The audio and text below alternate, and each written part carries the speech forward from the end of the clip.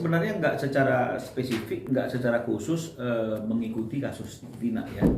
Karena saya pikir sudah cukup banyak orang yang perhatian sama kasus Vina gitu ya.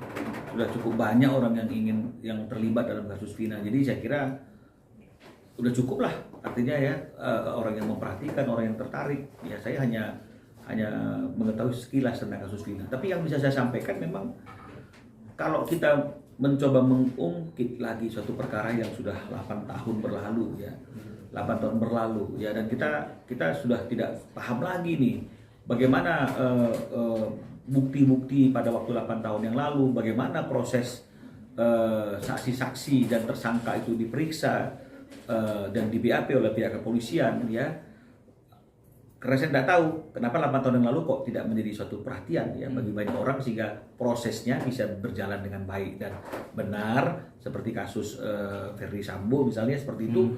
Kasus itu ada menjadi suatu berita, banyak yang mengawasi sehingga prosesnya cenderung lebih berjalan dengan lebih baik gitu ya. Sehingga akhirnya mungkin hukumannya juga bisa lebih tepat dan lebih baik juga. Nah, ini 8 tahun lalu saya nggak tahu bagaimana prosesnya. Ya, apa yang ada dalam berkas perkara, apa yang disita sebagai bukti, barang bukti, ya. Terus kemudian apa juga yang menjadi kesaksian dari masing-masing pihak dan juga tersangka. Ini kan masih ngeblur nih sayangnya, ya. Nah, tapi memang kalau misalnya kemudian kita membongkar suatu peristiwa yang sudah lama terkubur, hampir 8 tahun, dan yang mendasari kenapa perkara itu dibongkar lagi, diungkit lagi, jadi rame lagi, dilandasi pada sebuah cerita di film. Nah, ini akan menjadi suatu hal yang menjadi makin sulit lagi, karena kalau suatu kisah hidup itu atau suatu kisah ingin difilmkan, true story ingin difilmkan, ini kan memang harus melalui satu proses riset, ya, harus melalui proses yang tidak bisa melibatkan hanya korban saja. Karena penyidik juga harus dilibatkan dalam proses pembuatan film itu agar film itu sendiri juga tidak menjadi suatu informasi yang timpang. Karena kalau tidak, film itu akan menjadi timpang dari sisi korbannya saja. Nah, yang lainnya tidak disentuh. Apalagi kalau misalnya kemudian ada cerita-cerita yang digali yang berbeda dengan cerita yang sebenarnya yang sudah tertuang dalam BAP. Berarti kan ada pemikiran baru, ada peristiwa baru, ya. Nah, ini yang menjadi persoalannya kan seperti itu. Karena landasan kita hari ini untuk mulai melihat perkara tersebut kan karena film.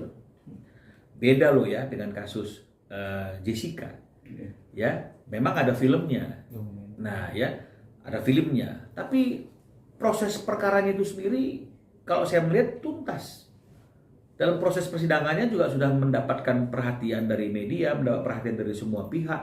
Proses sidangnya juga live, ya. Bukti-buktinya juga bisa diuji. Kalau ada perbedaan pendapat itu wajar. Karena namanya hukum pasti ada pro dan kontra. Ada yang setuju karena dia merasa dimenangkan, ada yang tidak setuju karena dia merasa dikalahkan, kan begitu ya. Nah, jadi ketika misalnya kemudian ada filmnya pun, walaupun kemudian film itu melandasi adanya pemikiran-pemikiran baru, bahkan ada pemikiran untuk diproses ulang perkara tersebut, dan bahkan ada upaya hukum baru atas perkara tersebut, PK dan sebagainya. Tapi paling tidak kita sudah sama-sama paham secara garis besar dari peristiwa hukum itu. Ya. Tapi kalau ini kan mungkin tidak banyak orang yang tahu tuh Vina itu siapa, ya, bagaimana peristiwa hukumnya, bagaimana proses penanganannya, ini luput dari pengawasan, dan kemudian baru menjadi perhatian ketika sudah menjadi ada filmnya. Nah, film ini yang menjadi landasan, yang jadi patokan kan film ini.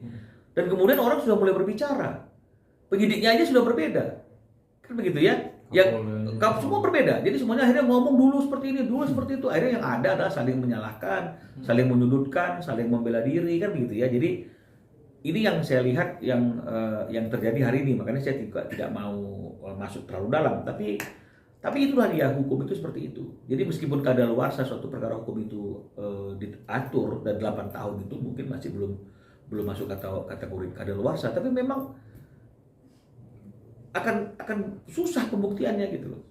Ya, orang-orang aja sudah kita tidak jelas, ada yang DPO, ada yang menyatakan yang DPO itu juga sebenarnya sudah tak bernyawa lagi misalnya kan, atau sudah ada di mana. orang yang dimaksud itu Peggy itu bukan yang ini akan menjadi suatu benang kusut ya.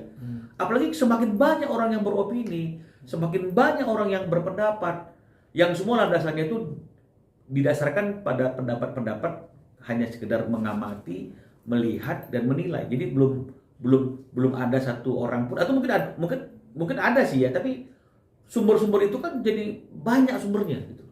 Banyak sumbernya tapi mungkin tidak mendalami berkas perkaranya secara mendalam, tidak mendalami proses perkaranya secara mendalam. Sama seperti saya nggak berani bicara terlalu mendalam tentang peristiwa hukumnya karena saya tidak melihat berkas perkaranya, tidak melihat BAP-nya. BAP ini juga kan perlu juga dipelajari karena banyak juga BAP itu hanya suatu, ya saya tidak bilang kepolisian seperti itu, tapi saya sering mengalami juga dalam proses-proses perkara-perkara seperti itu ada BAP yang di copy paste. Jadi alurnya sepertinya seperti itu, gitu ya. Jadi udah seperti di set alurnya seperti itu. Jadi keterangan-keterangan itu dari saksi yang lain disesuaikan dengan alur itu. Jadi makanya dalam persidangan saya sering bertanya kalau misalnya ada BAP verbal, artinya saya minta penyidiknya yang memeriksa perkara itu dihadirkan dalam persidangan. Ya itu saya lakukan dalam banyak peristiwa hukum yang saya sebagai kuasa hukumnya, termasuk ketika kasus penembakan itu yang melibatkan Antasari Hasar gitu ya. Saya minta penyidiknya dihadirkan. Karena saya mau lihat apakah BAP itu diberikan dengan bebas oleh orang yang di BAP atau dalam tekanan dan sebagainya. Nah, contohnya misalnya saya katakan bahwa kenapa BAP si A dengan si B cenderung sama kalimatnya? Titik komanya sama. Nah, sementara mereka itu di BAP berbeda hari. Kalaupun sama hari, beda yang melakukan penyidikan. Kan nggak mungkin satu orang mem-BAP dua orang. Berarti penyidiknya beda. Yang ini yang BAP ini, yang anak bisa. Tapi kok sama keterangannya ketika dibaca dalam berkas acara pemeriksaan? Nah, ini juga jadi persoalan. Semuanya kok mengkerucut gitu misalnya. Ya, jadi ini juga saya pertanyakan. Karena secara logika, ya kalau kita berada dalam satu tempat lah, atau misalnya kita berjalan ini dari satu daerah ke daerah yang lain, satu mobil nih. Selama perjalanan, banyak hal yang kita saksikan, banyak yang kita lihat, bahkan mungkin ada kecelakaan yang kita lihat. Nah, ketika kita ditanya sama orang lain, kita nggak akan sama loh citranya. Betul ya? Nggak akan sama menceritakannya. Tapi ketika misalnya kemudian di BAP itu, semua orang sama menceritakannya. Nah, ini jadi masalah juga. Nah, jadi ini yang membuat akhirnya saya kalau ingin memberikan satu pendapat itu memang saya harus lihat dulu fisik perkaranya, BAP-nya, dokumennya apa, semuanya seperti apa, pertimbangan hukum hakimnya seperti apa, bukti ini seperti apa. Jadi memang harus seperti itu. Nah, karena kalau misalnya kemudian yang melandasi kita untuk memberikan statement itu adalah film, kemudian yang melandasi kita memberikan pernyataan itu karena ada pendapat-pendapat dari beberapa orang yang mungkin tahu atau ya merasa dirinya menguasai perkara itu walaupun tidak melihat berkasnya atau melihat dokumennya, hanya BAP, tapi kan kita tidak tahu apa yang terjadi. Ya, ini akan menjadi terjadi pro dan kontra. Pro dan kontra terus. Ya, satu sisi ada yang mengatakan bahwa orang yang ditangkap itu adalah pelaku yang sebenarnya misalnya. Dasarnya ini misalnya. Sementara orang lain ada yang menyatakan bukanlah dia orangnya. Ini jadi akan kusut karena mungkin dari awal memang ketika proses penanganan perkara ini patut diduga tidak dilakukan dengan metode dan mekanisme manajemen penyidikan sebagaimana seharusnya suatu proses itu dilakukan penyidikan. Karena ada Perkapolri, manajemen penyidikan. Nah, ini kan kadang-kadang mau cepatnya saja kan begitu ya, biar penting udah dianggap bisa tuntas mungkin ya. Saya nggak bisa menghakimi siapapun, tapi itulah kalau kita melihat kasus Vina itu, jadi mungkin ya semakin banyak orang yang berbicara ya semakin kusut. Semakin banyak orang yang terlibat dan memberikan opini, kita semakin bingung. Ya. Oke. Saya kira seperti itu. Bang, yang menjadi janggal itu adalah kemarin pada saat ini meledak, filmnya meledak, terus kan diusut-usut lagi ya Bang, dan polisi itu kurang lebih tuh seminggu itu sudah menangkap si pelaku yang sudah dirilis itu, yaitu Peggy Bang. Tapi banyak juga masyarakat yang menilai bahwa itu bukan Peggy yang sebenarnya gitu Bang. Mengingat juga dari konfirmasi dari pihak keluarga yang ditangkap si Peggy ini memang pihak keluarga juga tidak mengenalinya gitu Bang. Nah ini seperti apa nih Bang? Pihak polisi kan sudah menangkap dan Iya, menetapkan tersangka. jadi kalau misalnya kemudian kita melakukan sesuatu itu landasannya karena sebuah film, kembali lagi ya, karena sebuah film yang bersifat dokumenter pun, true story pun kan ini kan pasti ada sumbernya, kan begitu. Jadi sebenarnya kalau menurut saya ya perlu diperiksa juga tuh yang menulis skenario, yang buat film itu perlu diperiksa juga. Dulu dia bikin film itu sumber daripada cerita film itu dari siapa? Tapi sekarang kan mungkin nggak pernah diperiksa tuh. Filmnya aja makin melambung, ya penontonnya semakin banyak, income-nya semakin besar. Tapi pernah nggak ada kepikiran untuk memeriksa produser, memeriksa penulis skenario? Cerita itu mereka ambil dari mana sumbernya? Dari BAP, dari peristiwa hukum yang memang tertuang dalam sebuah keputusan pengadilan yang sudah inkrah, dari berita acara pemeriksaan kepolisian atas perkara tersebut, atau cerita dari keluarga korban, atau cerita dari teman korban. Ini mana sumbernya, dari mana ini? Nah, kalau misalnya kemudian itu tidak didalami dan kemudian kita menganggap apapun yang dituangkan dalam film tersebut adalah benar dan itu menjadi acuan kita untuk melakukan proses, ya udah pasti nggak akan nemu. Dan apalagi kalau misalnya kemudian karena ini menjadi suatu suatu berita yang viral, menjadi perhatian secara nasional, dan kemudian polisi merasa tertuduh kok tidak mampu menangkap orang yang melakukan kejahatan itu, kok masih ada yang DPO, dan akhirnya mungkin karena kegupuhan, karena tekanan, dan karena ingin melihat mereka concern dengan apa yang terjadi dan menjadi permintaan masyarakat, kemudian ditangkap saja, misalnya seperti itu, ya makin kacau lagi, gitu loh. Cepat kalau nggak tepat, ya nggak betul juga. Tapi kalau misalnya memang itu yang terjadi, berarti ada orang yang dikorbankan ya Bang, yang maksudnya dalam artian korban salah tangkap gitu Bang. Mengingat kan maksudnya ini banyak banget kesaksian juga dari bunda, dari teman-teman terdekatnya, karena kan mengingat waktu pada saat kejadian juga si Peggy yang saat ini menjadi tersangka itu memang dia berada di Bandung gitu Bang, maksudnya. Nah ini seperti apa nih Bang? Ya jadi kan gini, makanya kan dalam suatu aturan hukum itu kan dijelaskan alat bukti itu kan ada 5, gitu ya, saksi, surat, gitu misalnya kan, keterangan ahli, kan gitu ya, keyakinan hakim dan macam-macam, ada 5 alat bukti. Nah, saksi itu kan satu alat bukti. Saksi itu kan satu alat bukti dari 5 alat bukti. Padahal dibutuhkan untuk membuktikan suatu perkara itu minimal 2 alat bukti. 2.000 orang pun saksi tetap dia satu alat bukti. Jadi jangan gara-gara itu banyak tuh yang bilang begini peristiwa hukumnya, 1.000 orang bilang begini, 2.000 orang bilang seperti itu.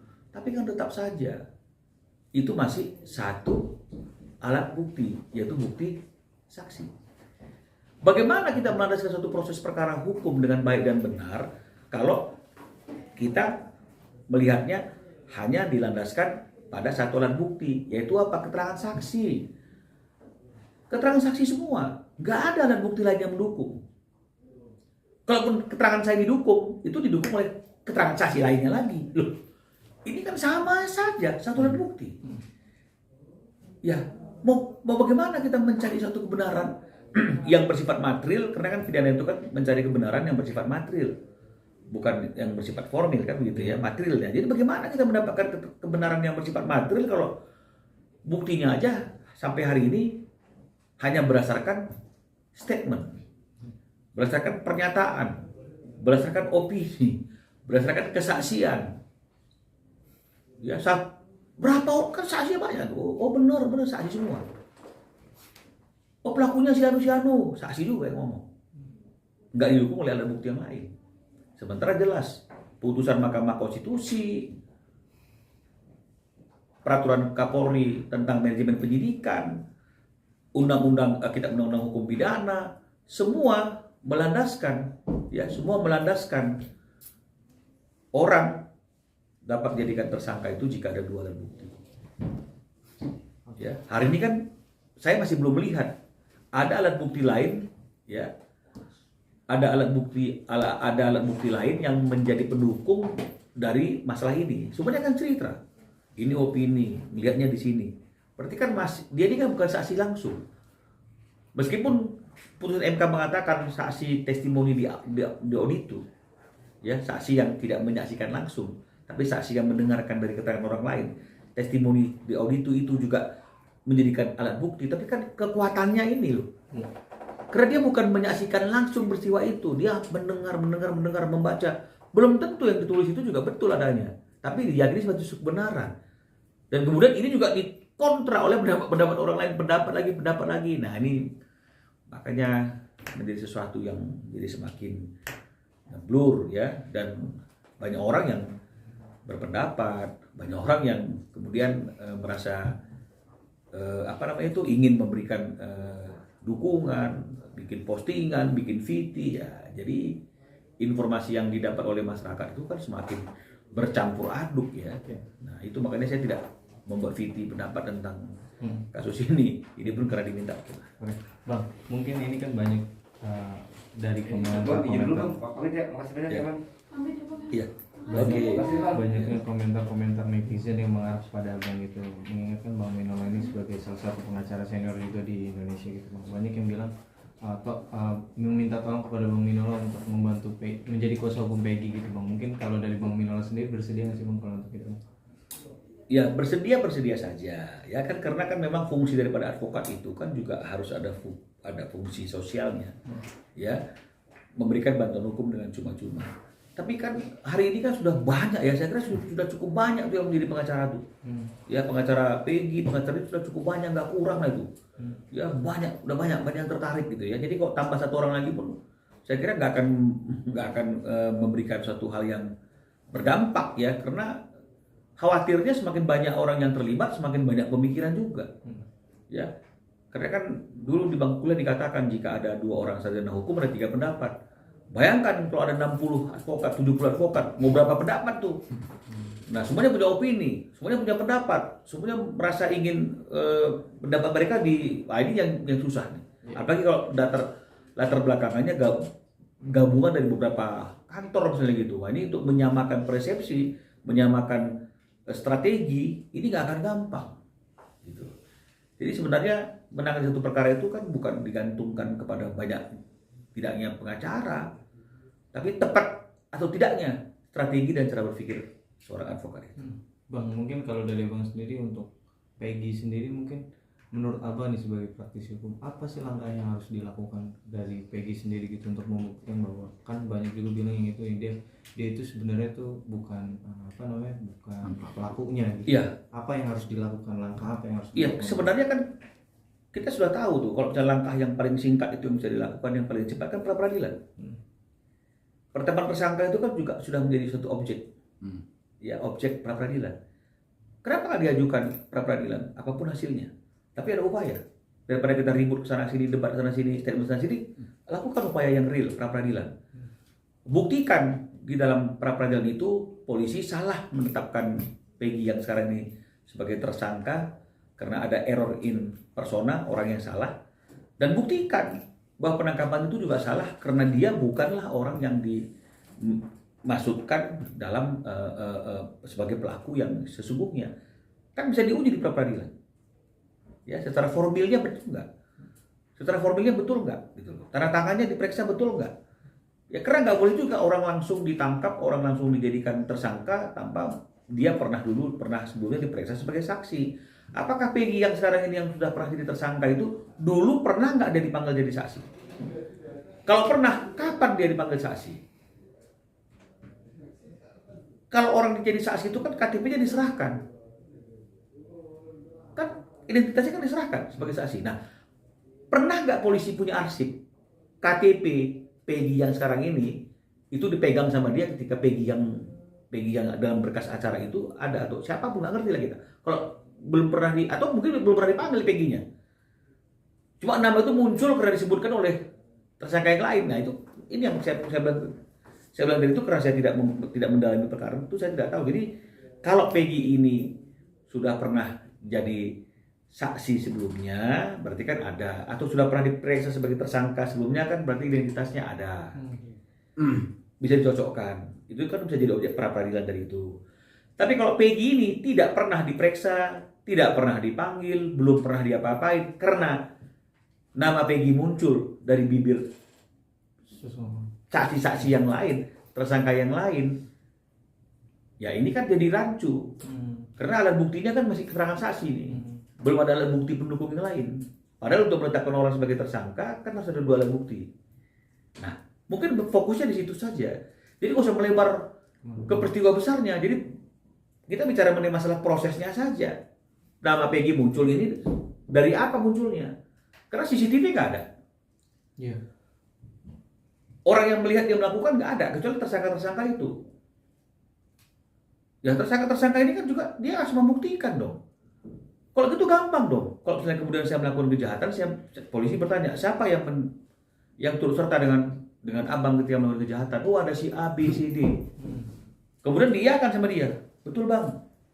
A, B, C, dan D. Kasihan dong A, B, C, dan D. Iya. Belum tentu dia juga bersalah bang. Nah jadi makanya ini tadi itu. Alat bukti harus cukup. Iya. Minimal 2 alat bukti. Iya. Oke, cakep. Aman. Saksikan terus Rasis Infotainment. Dan untuk mendapatkan berita terupdate, like, comment, share. Dan jangan lupa nyalakan tombol loncengnya. Tetap Rasis, rumor artis dan selebritis. Bukan gosip, tapi fakta. Untuk mendapatkan berita terupdate, jangan lupa tekan tombol subscribe, like, comment, and share. Dan jangan lupa juga tekan tombol loncengnya. Saksikan terus Rasis, more artis dan selebritis, bukan gosip tapi fakta.